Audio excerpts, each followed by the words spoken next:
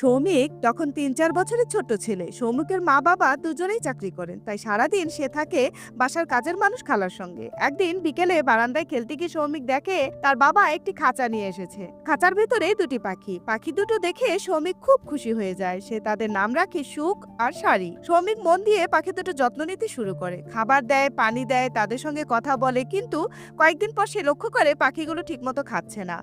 সৌমিকের মন খারাপ হয়ে যায়। মা সৌমিককে বুঝিয়ে বলে, খাঁচার পাখি স্বাধীনতা পছন্দ করে, ওদেরও কষ্ট হয়। একদিন সকালে সবাই ঘুমিয়ে থাকতেই চুপি চুপি উঠে বারান্দায় যায়।